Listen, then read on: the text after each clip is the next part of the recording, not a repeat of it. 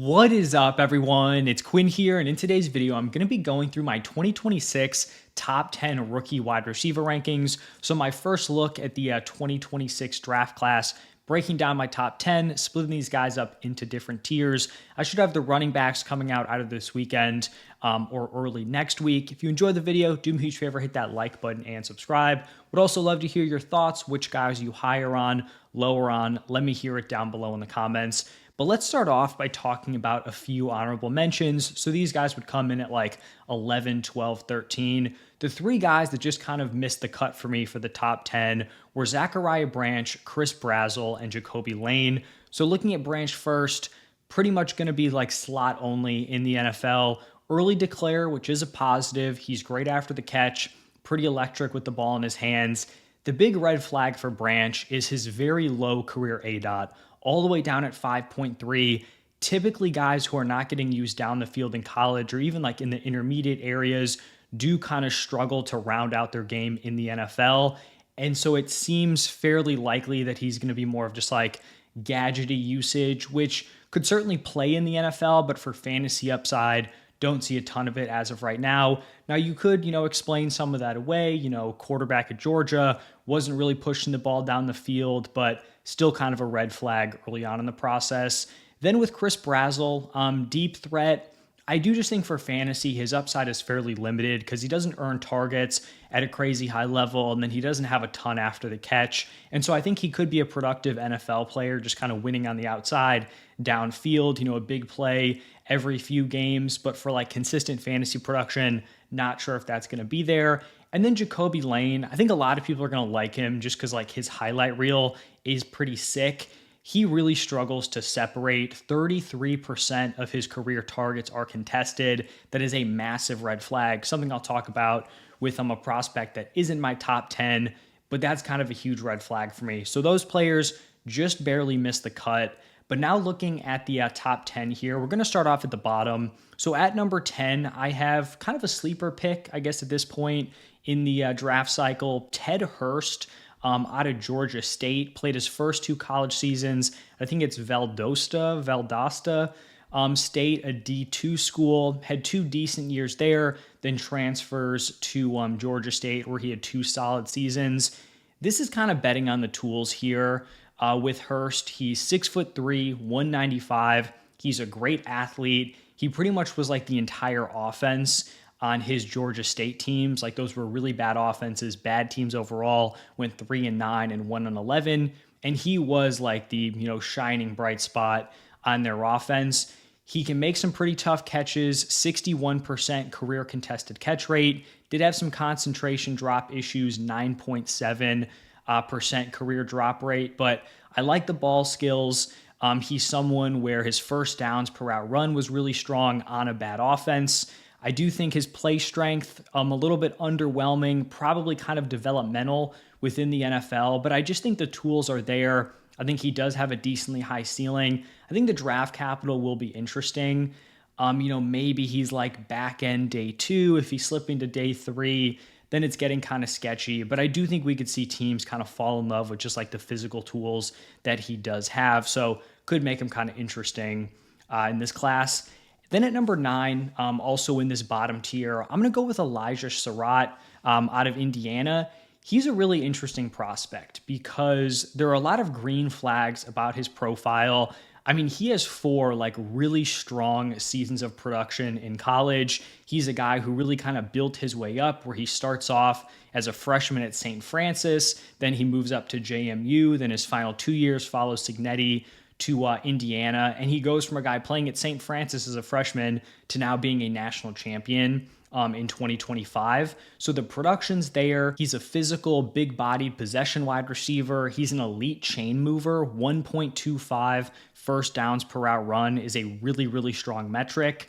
The huge red flag for Surratt, and it's kind of what I referenced with Jacoby Lane, is the potential separation issues where you're looking at his contested targets, his contested catches. He is great in these contested situations, right? We saw it with him and Mendoza. I think it was the semifinal game. They had like 2 or 3, just like, throw it up to Surratt. He's going to make a play. And he has been very effective in those contested catch situations. You can see his career rate, 57.4. That's a really strong number. Actually didn't have the best year as a senior at Indiana, but that was really his only down year in that metric.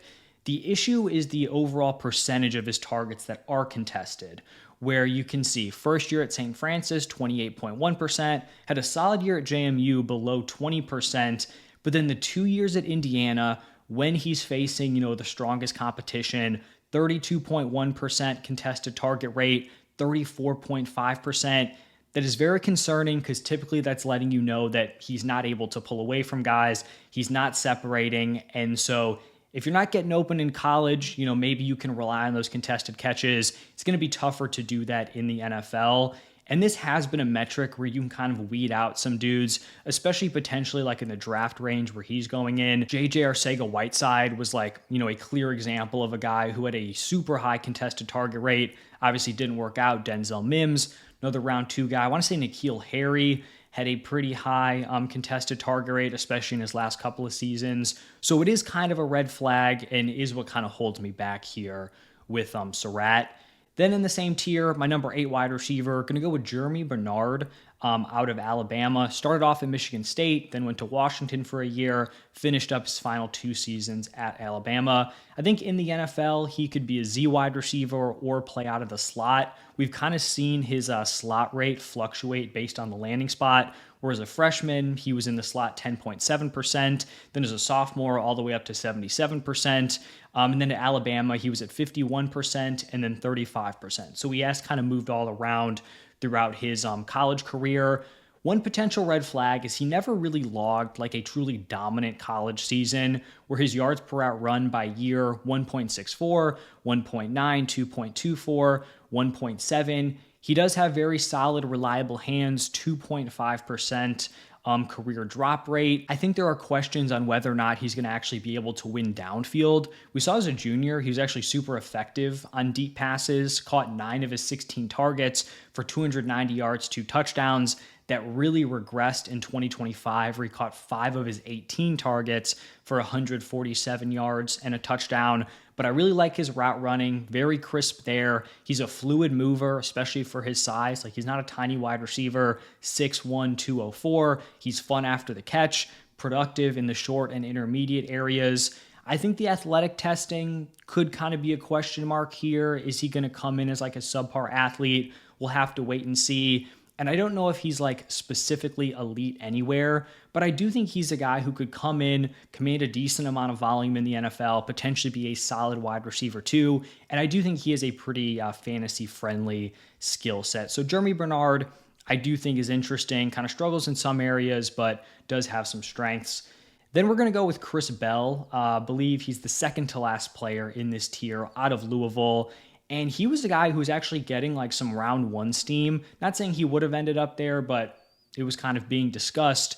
But then he ended up tearing his ACL late in the season, so likely just going to be locked into day 2 draft capital. He's kind of a mixed bag as a prospect, where he's this super freaky athlete, crazy fast, acceleration is wild. He's a big dude, 6'2", 220 pounds. Great in contested catch situations, 56% career contested catch rate.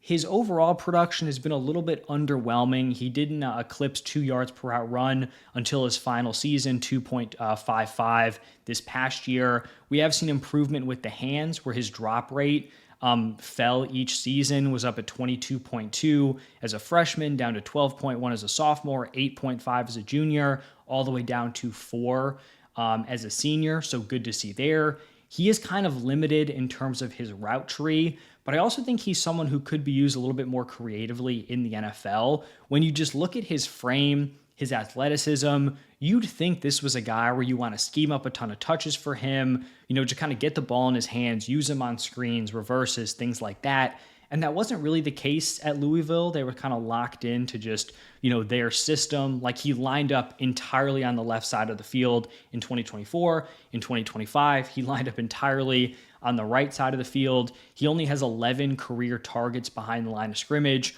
only 2 carries in his college career, and then he has an under 10% career slot rate. So I think in the right, landing spot in the NFL, he could be someone who has some more diverse usage.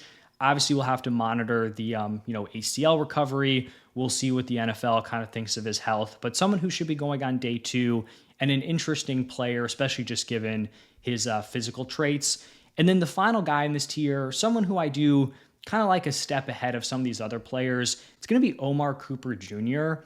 And from like an analytical perspective, he doesn't have a crazy production profile. He was a true like redshirt freshman. I think he only played in like 4 games. I believe it was all special teams. Then he doesn't do a ton his sophomore year, has a solid junior season, and then really has the big breakout as a senior. Even though he is a late breakout, I do think he excels in a lot of areas you'd be looking for. He has experience playing out wide and in the slot. Sophomore and junior year, played primarily out wide.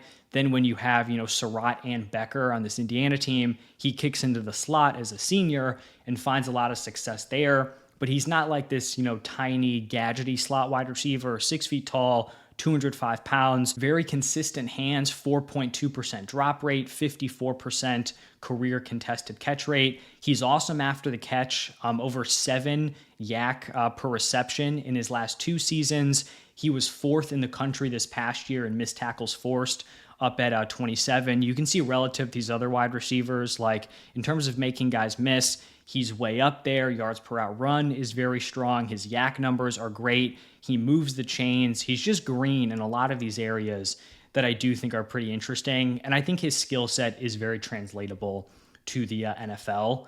Now, moving into my next tier, it's going to be a 2-man tier.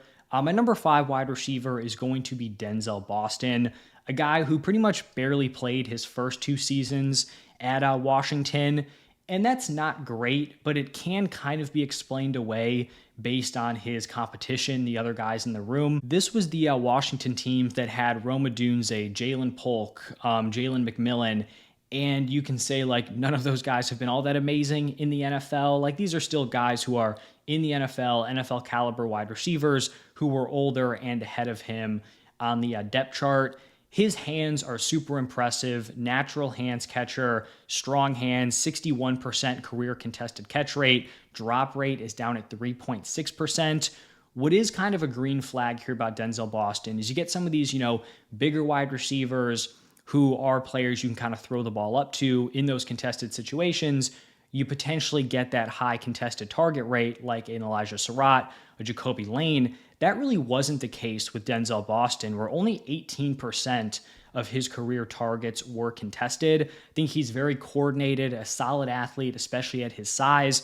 Not going to be super elusive after the catch, but he is very physical with the ball in his hands. So I think he's a guy who's probably going to go somewhere late round 1. I think the dream landing spot for Denzel Boston is probably the Bills, obviously just playing with Josh Allen, but also you look at the Bills and they've got this team where you've got Shakir out of the slot, Kincaid also kind of not a great inline tight end, but is a lot better pretty much playing like a slot wide receiver. They need someone who can win outside as that big X wide receiver. I think they thought that was Keon Coleman, believe they kind of misdiagnosed his play type. Denzel Boston could be that dude here with the Bills. So that's like the dream landing spot, but that's kind of like the role I foresee him having in the NFL. And then the other guy in this tier 2, it's going to be Casey Concepcion out of Texas A&M. He is a 3-year producer in college. He's coming out as a true junior. First 2 seasons at North Carolina State, and then transferred to Texas A&M for his junior year. And his freshman season was super impressive, over 800 receiving yards, had 41 carries for 320 rushing yards, 10 touchdowns, kind of had a big sophomore slump where the efficiency really tanked. They tried to get him involved, with the ball in his hands as a runner, only averaged 1.9 yards per carry. The receiving production was nearly cut in half. He transfers to Texas A&M and has a really strong final season, over 900 receiving yards, 9 touchdowns, adds 75 yards. and a touchdown on the ground. What I think is really important to point out about Casey Concepcion is the way his usage kind of shifted from North Carolina State to Texas A&M, where he was very much like a gadgety wide receiver in his first 2 seasons. His slot rate those 2 years were 93%, 82%. His ADOT was 8.5 and 6.9. He had over 60 carries or 60 total carries in those 2 seasons. When he went to Texas A&M, they kind of shifted up his usage where he was playing out wide for 65% of his snaps. His ADOT went way up to 12.3. And then he also went from being like a pretty poor contested catch wide receiver, 35% in his first 2 seasons, to catching 10 of his 15 contested targets at Texas A&M. So that stat might not be super sticky, but I think it just goes to show like the overall development where he was able to kick outside, have some success there, still be able to hold his own and actually find a lot of success in those contested catch spots. The hands have been a little bit of an issue where he has a 10+% drop rate in back-to-back seasons, but he's just electric with the ball in his hands, super shifty after the catch. He reaches top speed like instantly. That same athleticism shows up in his route running, and he is a guy where you're going to be able to scheme up a lot of touches for him. I think the big question is like, at his size, 5'11", 190, can he play outside in the NFL, or is he probably going to be more of a slot-only player? And then can he truly develop and be like that well-rounded, wide receiver who can win at all 3 levels? Or is he going to be more locked into like that gadget-heavy role? I do think he's good enough to lean more towards that like well-rounded, just like overall good wide receiver, which is why I have him up here as my wide receiver 4. Probably another guy just like Boston who's going to be going in the back end of round 1. Now, moving into the top tier here, tier 1, it does seem like there's a pretty clear top 3, consensus wide receivers in this class. I think the order of them are very different for different people. So my number 3 wide receiver is going to be Carnell Tate out of Ohio State. He's a super dangerous downfield threat. His catch radius is huge. Someone who had like fine production in year 1, had a solid sophomore season, with strong wide receiver competition, and then really had his best season this past year in 2025. Like I said, massive catch radius, great hands, 69% career contested catch rate, only a 4% drop rate. In his final season, 2025, he had an 86% contested catch rate and 0 drops. Like, that is as good as you're going to get, especially for someone who had like a fine amount of volume. It's not like it was a crazy small sample size. We obviously know, Ohio State wide receivers have been a great bet just within the last like 4 or 5 years. Garrett Wilson, Chris Olave, JSN, Marvin Harrison Jr., which is funny enough, like he's been like the most highly touted guy in the draft, probably the worst one of them all. And then Emeka Egbuka, and then Jeremiah Smith, who has 1 more year left at Ohio State. But like he had, overlap with Marv, with Egbuka, with Jeremiah Smith, and he has still been able to produce. He's not someone who's going to give you a ton after the catch.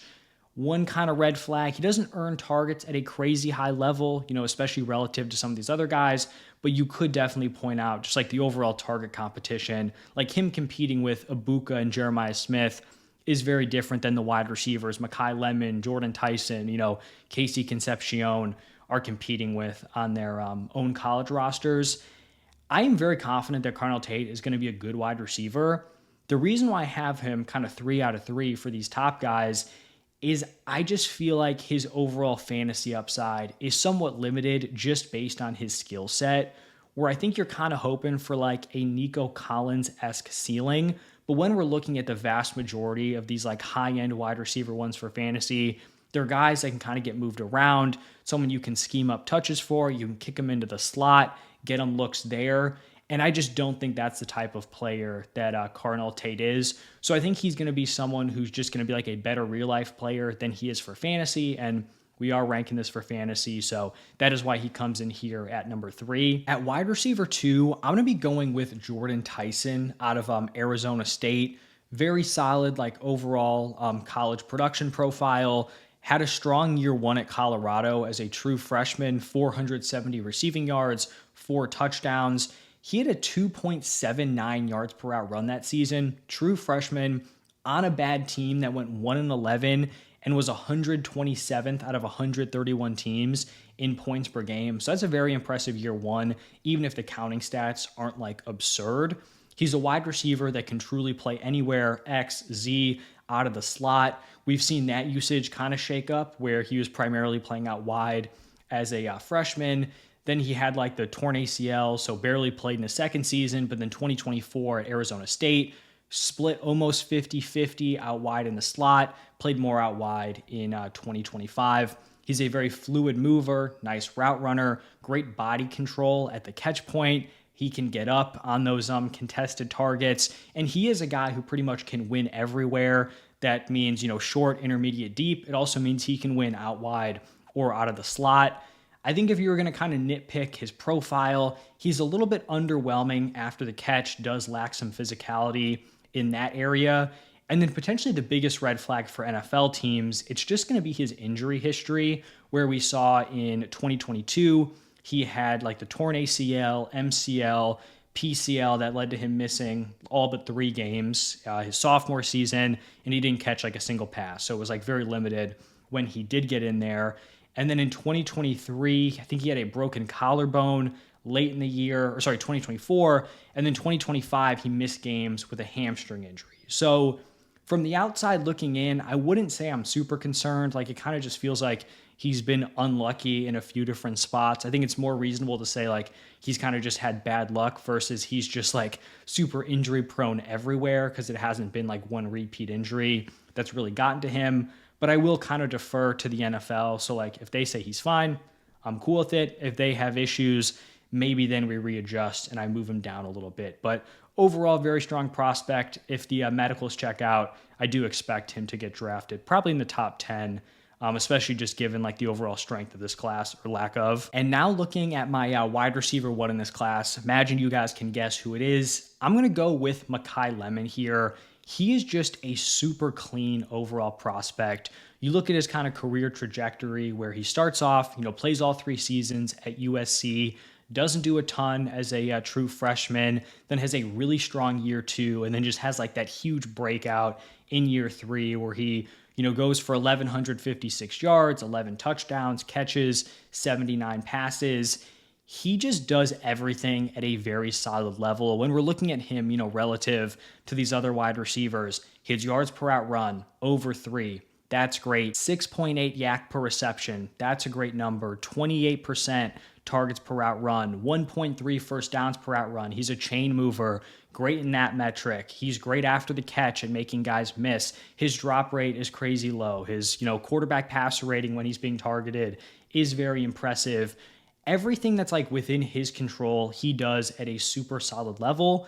I think his main limitations are just kind of like God-given, where he's not a huge wide receiver, 5'11", probably going to be sub 200. He's not like a crazy outlier freak athlete. Like, I don't think he's going to go in and like murder the 40. I don't think he's going to jump like crazy. I imagine in like the agility drills, he's going to do very well. And I'm not saying he's unathletic. I just think when you're looking at guys who are kind of in this discussion, wide receiver ones of classes, typically they're just like these physical freaks, and Makai Lemon probably isn't. But like I said, he just pretty much does everything the right way. He's a super smart player. He's a great route runner. His hands are awesome, great body control on the sideline. Even in college, he's getting 2 feet in on everything. He's fearless over the middle.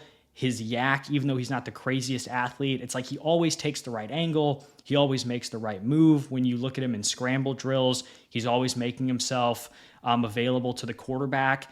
And I just think he has like pretty much the perfect skill set for fantasy, where he probably is going to be primarily in the slot in the NFL, 76% slot rate in college.